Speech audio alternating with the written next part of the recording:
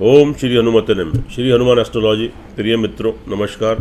आज आपको जानकारी देंगे देवगुरु बृहस्पति राशि परिवर्तन के बारे में। अभी आपके जो देवगुरु बृहस्पति हैं कुंभ राशि में मकरी होकर आपके वक्री होकर संचार कर रहे हैं, लेकिन अब 14 सितंबर को और दोपहर लगभग 2:30 पर यह फिर दोबारा वक्री होकर अपनी नीच मकर राशि में संचार करेंगे और ऑलरेडी वहाँ पर शनि अपनी स्वग्रही राशि में संचार कर रहे हैं। तो यह शनि के साथ जब वहाँ पर जाएंगे तो नीच राजभंग योग बनाएंगे। अभी इसका राशि परिवर्तन का देवगुरु बृहस्पति का आपकी राशि के ऊपर क्या शुभाशुभ प्रभाव होगा, इसकी जानकारी देंगे मिथुन राशि वाले जातकों को और कर्क राशि वाले जातकों को। तो दो राशि आज की रहेंगी, मिथुन और कर्क राशि वाले जातकों पर देवगुरु बृहस्पति राशि परिवर्तन का क्या शुभाशुभ प्रभाव रहेगा, इसकी जानकारी देंगे। और देखिए मित्रों, यह जो देवगुरु बृहस्पति होते हैं जिनको देवगुरु बोलते हैं, देवों का गुरु, ब्राह्मण वर्ण है इनका, और ये गुरु यानी टीचर, अध्यापक, आपके धर्म गुरु, आपके ज्योतिषी और तो आपके आध्यात्मिकता और आपको घर का सुख, तो आपको संतान सुख, ये सब चीज़ें आपको देवगुरु बृहस्पति से मिलती हैं। शुभ स्थिति होने पर जातक का जीवन बहुत आनंदपूर्वक तो आपका व्यतीत होता है। अशुभ स्थिति होने पर थोड़ी कठिनाइयों और परेशानियों का सामना करना पड़ता है। और ये फलादेश मित्रों चंद्र राशि पर आधारित है। अपनी चंद्र राशि आपको नहीं मालूम है तो आप प्रचलित नाम से देख सकते हैं। और मेरी आपसे विनती है, चैनल पर नए हैं तो सब्सक्राइब करें, बेल आइकन बटन दबाएं और वीडियो अच्छी लगे कमेंट बॉक्स में जाए लिखें जय श्री राम, जय श्री हनुमान। बात करते हैं मिथुन राशि वाले जातकों के ऊपर। यहाँ पर जो आपका ट्रांसलेट हुआ है 8th हाउस में हुआ है। आपके ऊपर ऑलरेडी मिथुन राशि वाले जातक पहले से थोड़े डिस्टर्ब हैं, चूँकि शनि की अष्टम ढैया चल रही है। साथ में वहाँ पर आकर बृहस्पति भी अष्टम आ गए। माना कि नीच राजभंग योग बना है लेकिन अष्टम, तो यहाँ पर संभवतः आपको शुभ फलों की प्राप्ति नहीं मिलेगी। Irritation, frustration, confusion, health issues, mental stability में कमी, आपकी व्हील पावर, बॉडी लैंग्वेज थोड़ी कम हो जाएगी, वीक हो जाएगी, कार्य करने की क्षमता आपकी कम पड़ जाएगी, तो कोई डिसीजन लेने की आप स्थिति में नहीं रहेंगे। और अचानक से चोट फिट, एक्सीडेंट, को हॉस्पिटलाइज, कोई शरीर की हानि और बड़े धन की, पैसे की हानि, पैसे का नुकसान, ये सब आपको देखने को मिल सकता है। बनते कामों में अड़चने, रुकावट है, तो थोड़ा सावधानी बरतने की ज़रूरत है। तो इसके उपाय अंत में बता देंगे कि जिससे आपको थोड़ी सुरक्षा प्रदान होगी और आप इनके दुष्प्रभाव से बचेंगे। उसके बाद ये आपके लॉर्ड हैं कैरियर के 10th प्लेस के। तो जो जातक कैरियर से जुड़े हुए, नौकरी करते हैं, तरक्की करते हैं, नौकरी करते हैं, कोई बिजनेस व्यापार करते हैं, सेल्फ एम्प्लॉई है, तो इस टाइम कोई बदलाव बिल्कुल मत लाएं। अगर आप नौकरी में कोई चेंजेस करना चाहते हैं, कार्य व्यवसाय में कोई चेंजेस करना चाहते हैं, नया कार्य व्यवसाय करना चाहते हैं या कोई स्थान परिवर्तन करना चाहते हैं, तो बिल्कुल मत करें, नहीं तो आपको यहाँ लाभ की बजाय नुकसान होगा। जो जैसा है उसको वैसे ही चलने दें, उसी में अपनी मेहनत, अपना पुरुषार्थ करते रहें, क्योंकि यह समय अस्थायी नहीं है। थोड़े समय के बाद स्थिति फिर आपके अनुकूल बनेगी, फिर आप तरक्की उन्नति करेंगे, लेकिन फिलहाल नहीं। और नौकरी में भी आपको तरक्की उन्नति में थोड़ी बाधाएं आ सकती हैं। थोड़ा ध्यान देने की ज़रूरत है और थोड़े उपाय करने की ज़रूरत है। उसके बाद ये आपके जो लॉर्ड है, ये आपके 7th हाउस के लॉर्ड है और 8th हाउस में चले गए, यानी पति पत्नी में वाद विवाद। अगर आप विवाहित हैं, डिफरेंसेस, मतभेद, और ये डिफरेंसेस, मतभेद आपके कोर्ट कचहरी तक, डिवोर्स तक पहुंच सकते हैं। आपकी कहीं विवाह शादी होने जा रही है, उसमें रुकावटें आ सकती है, वह संबंध आपके खराब हो सकते हैं, टूट भी सकते हैं। कहीं प्रेम संबंध आपके चल रहे हैं, उनमें डिफरेंसेस, मतभेद, आपके संबंध विच्छेद हो सकते हैं। और विवाह शादी का कोई संबंध कहीं आपका बनने जा रहा है तो उसमें व्यवधान, परेशानियाँ, या वह तारीखें आगे के लिए बदल जाए तो दिक्कत परेशानी है। और बिजनेसमैन है, व्यवसायी है, पार्टनरशिप में कोई कार्य करना चाहते हैं तो फिलहाल बिल्कुल मत कीजिए। पहले से कर रहे हैं तो उसको वैसे ही चलने दें। नया कार्य करने की सोच रहे हैं तो बिल्कुल मत करें, नहीं तो आपको लाभ की बजाय नुकसान यहाँ देखने को मिलेंगे। उसके बाद इनकी दृष्टि की बात कर लेते हैं। तो 5वीं दृष्टि इनकी 12th हाउस पर है। जो जातक विदेशों में थोड़े लाभ गेन कर सकते हैं, एक्सपोर्ट इम्पोर्ट का आप कार्य करते हैं तो आपकी बाहर की ट्रैवलिंग है, वहाँ नए संबंध, नए कॉन्टैक्ट्स आपके बन सकते हैं, आपका रुका हुआ धन आपको वापस मिल सकता है, या स्थिति आपके अनुकूल है, आपके पक्ष में है। और उसके बाद फिर जो इनकी सातवीं सेकंड हाउस पर यहाँ एक अच्छी स्थिति है कि जो सेकंड हाउस पर तो इनकी जो आपकी दृष्टि पड़ रही है वह उच्च की दृष्टि पड़ रही है और संपूर्ण सातवीं दृष्टि पड़ रही है। तो इट मीन्स क्या, अगर आप किसी परेशानी में आते हैं तो आपको परिवार वालों का वहाँ पर सहयोग मिलेगा, और परिवार वालों का जो लाभ सहयोग आपको मिलेगा वहाँ से आप कोई भी, अगर आप किसी बुरी परिस्थिति से आप गुजरते हैं तो वहाँ से आप अपने परिवार के लाभ सहयोग की वजह से आप वहाँ से बाहर निकल जाएंगे, और परिवार वालों से कोई फाइनेंशियली लाभ भी आप गेन कर सकते हैं। कोई पैतृक संपत्ति की प्राप्ति आपको हो सकती है, नए व्यक्ति का आगमन आपके परिवार में हो सकता है। उसके बाद जो इनकी 90वीं दृष्टि है 4th हाउस पर, भूमि मकान वाहन प्रॉपर्टी का आपको लाभ मिल सकता है। आपकी माता जी का आशीर्वाद ब्लेसिंग आप यहाँ प्राप्त कर सकते हैं। यहाँ स्थिति आपके पक्ष में आपके अनुकूल है, और आप कोई मकान लेने की या वाहन लेने की कोई योजना बनेगी तो उसमें आपको सफलता सक्सेस मिलेगी। घर में सुख संसाधनों में वृद्धि होगी, थोड़ा शांति, थोड़ा पीस मिलेगा, लेकिन फिर भी थोड़ा संभल कर रहने की जरूरत है मिथुन राशि वाले जातकों को। उसके बाद यह जो आपके तो यहाँ बैठ रहे हैं आपके थोड़ा आपकी तरक्की उन्नति में थोड़ी बाधा है, पिता का स्वास्थ्य खराब या उनसे कोई विरोध, कोई मतभेद, डिफरेंसेस, लेकिन यह स्थिति बिल्कुल मत उत्पन्न होने दें। उनकी सेवा करें, तो उनसे सलाह मशवरा करके आप कोई कार्य करें। अगर आप इस टाइम अपने पिता के विरुद्ध जाते हैं तो निश्चित रूप से आपको हानि होगी। लंबी दूरी की यात्राएं आप करना चाहते हैं या करते हैं, विदेश जाना चाहते हैं, वहाँ व्यवधान, परेशानियाँ, आपको दिक्कतें, लॉस, नुकसान देखने को मिलेगा, और तरक्की उन्नति में थोड़ी बाधाएं आपको फेस करनी पड़ेंगी। कहीं धार्मिक स्थान पर जाना चाहते हैं तो वहाँ पर भी आपकी योजना आपकी बदल सकती है, तो आपका प्रोग्राम कैंसिल हो सकता है। स्पिरिचुअलिटी के भाव में कमी आ सकती है, आध्यात्मिकता भाव थोड़ा कम होगा, लेकिन आप भगवान की पूजा पाठ उपासना करते रहें। अंत में हम आपको एक उपाय बताएंगे, वह उपाय करेंगे तो निश्चित रूप से आप ग्रहों के दुष्प्रभाव से बचेंगे। उसके बाद यहाँ पर आपके जो स्थिति बन रही है, थोड़ी निगेटिविटी, नकारात्मकता, अनजाना डर, अनजाना भय, अज्ञात चिंता, तब भविष्य को लेकर थोड़ा कॉन्फिडेंस आपका लूज़ होगा, निगेटिविटी आएगी, नकारात्मकता, लेकिन नकारात्मकता मत आने दें, सकारात्मक सोच बनाए रखें, अपने अंदर पॉजिटिविटी रखें। छोटी मोटी यात्राएं ट्रैवलिंग करते हैं, वहाँ से कुछ नुकसान आपको हो सकता है।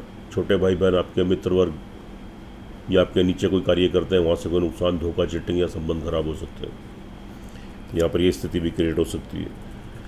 उसके बाद आपके यहाँ पर जो स्थिति बन रही है, देखिए ऑल ओवर मिथुन राशि वाले जातकों को पर ऑलरेडी पहले से आपकी शनि की ढैया तो चली रही है, और यहाँ पे जो आपके देवगुरु बृहस्पति भी अष्टम आ रहे हैं, तो थोड़ी प्रॉब्लम्स आपको यहाँ पर देखने को मिल सकती है। लेकिन एक चीज़ आप ध्यान रखिए, यह जो फलादेश है मित्रों, यह चंद्र राशि के ऊपर आधारित होता है, इसकी अपनी इंपॉर्टेंस, अपना महत्व होता है, लेकिन सर्वाधिक महत्व है, मेन इंपॉर्टेंस आपकी जन्म कुंडली की होती है, जो जिसको लगन कुंडली बोलते हैं। वहाँ अगर किसी भी ग्रह की दशा अंतरदशा आपके पक्ष में, आपके फेवर में चल रही है, तो यहाँ पर थोड़े इनके दुष्प्रभावों में थोड़ी कमी आ जाएगी। और अगर वहाँ भी दशा अंतरदशा आपकी प्रतिकूल चल रही है, तो मिथुन राशि वालों के लिए फिर यह समय थोड़ा कष्टकारी रहेगा, थोड़ा संघर्षपूर्ण रहेगा, और आपको परेशानियों का सामना करना पड़ेगा। उपाय की बात करते हैं, जब बहुत ग्रह डिस्टर्ब करते हैं तो लाख उपाय में से एक उपाय है, आप क्या करें, ओम गंग गणपति ने में 27 बार बोल लें, ओम ब्रंग बृहस्पति ने में 27 बार बोल लें, ओम शंख शनिश्चराय ने में 27 बार बोल लें, या 108 बार बोलना चाहे तो बोल सकते हैं आप दोनों मंत्र। और साथ में एक श्रद्धा विश्वास के साथ एक एक शब्द के ऊपर ध्यान देते हुए आप एक हनुमान चालीसा का पाठ करें। और हनुमान चालीसा के अंत में एक दोहा आता है, वह सभी को मालूम है, पवन तनय संकट हरण मंगल मूर्ति रूप राम लखन सीता सहित हृदय बसों सुरभूप। ये 2 लाइनें होती हैं, इन 2 लाइनों को आप 27 बार बहुत श्रद्धा विश्वास और ध्यान से बोलें, और हनुमान जी की आरती करें, और प्रतिदिन पक्षियों को खिलाएं, काली चींटियों को खिलाएं, और गुरुवार को थोड़ा पीली चीज़ों को आप दान करें, वह पक्षियों को भी खिला सकते हैं, गाय को भी खिला सकते हैं, बेसन से बनी चीज़ें। तो निश्चित रूप से जो उपाय हमने आपसे बताया आप ये करते हैं, तो जो थोड़े बहुत दुष्प्रभाव आपको मिलेंगे, इनसे आप बचे रहेंगे और आप तरक्की उन्नति करेंगे। आगे बात करते हैं कर्क राशि वाले जातकों के लिए। कर्क राशि वाले जातकों के लिए जो स्थिति बन रही है, वह यहाँ पर आपके बृहस्पति का जो आपका ट्रांजिट हो रहा है वह आपके 7th हाउस में हो रहा है, यानी वैवाहिक जीवन है तो उसमें मतभेद, डिफरेंसेस, डिवोर्स तक की स्थिति उत्पन्न हो सकती है, थोड़े कलह का वातावरण बनेगा, पति पत्नी एक दूसरे की हेल्थ को लेकर आप थोड़े चिंतित हो सकते हैं, एक दूसरे की हेल्थ डिस्टर्ब हो सकती है, एक दूसरे का साथ छूट सकता है। तो आपके प्रेम संबंध आपकी क्या तो अगर आपके कोई पहले से प्रेम संबंध चल रहे हैं तो प्रेम संबंध आपके विच्छेद हो सकते हैं, वहाँ डिफरेंसेस मतभेद बढ़ने की संभावना रहेगी। कहीं विवाह शादी होने जा रही है तो वहाँ व्यवधान थोड़ी परेशानियाँ देखने को मिलेंगी या वह तारीखें आगे के लिए बदल सकती हैं। आप व्यवसायी हैं, बिजनेसमैन हैं या पार्टनरशिप में कोई कार्य करने चाहते हैं तो फिलहाल बिल्कुल मत कीजिए, नहीं तो लाभ की बजाय नुकसान होगा। जो जैसा है उसको वैसे ही चलने दें, क्योंकि यह समय अस्थायी नहीं है। आगे फिर जब चेंजेस आएगी तो फिर आप निश्चित रूप से फिर आप तरक्की उन्नति करेंगे।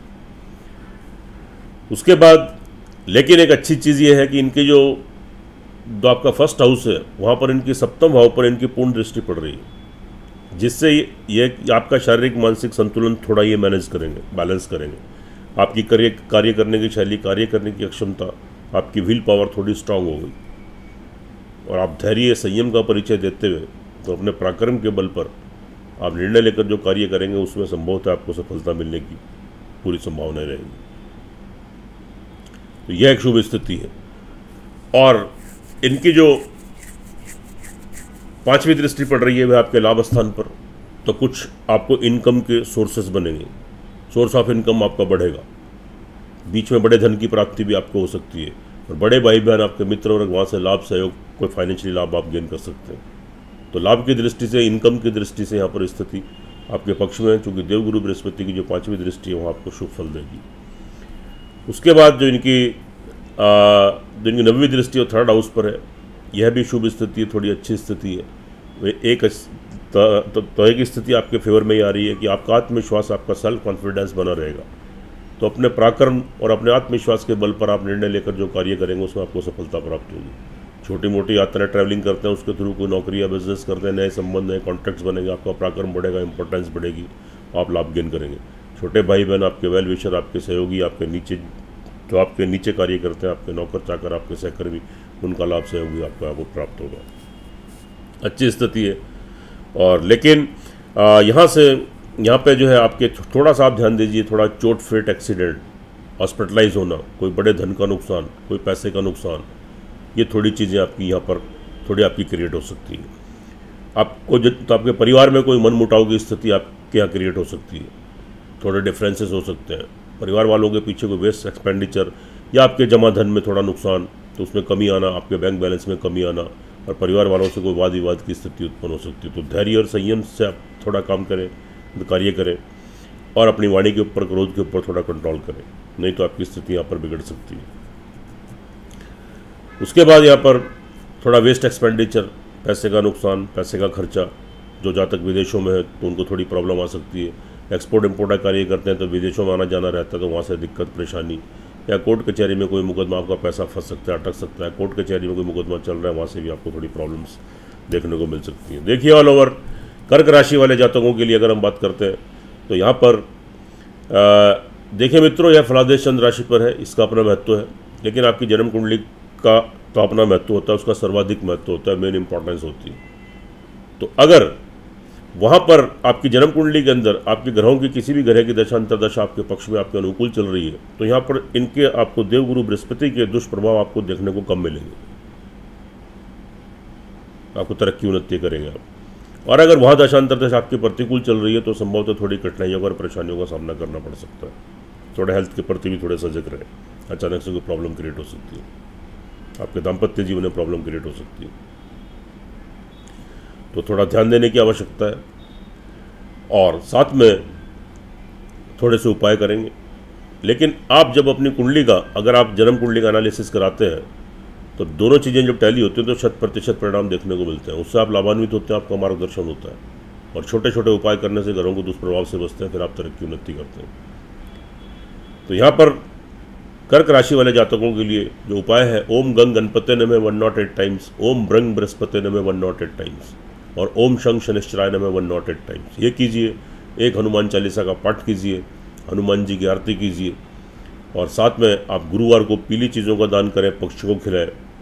तो पीली बेसन की जो नमकीन आती है तो वह भी आप थोड़ी खिला सकते हैं।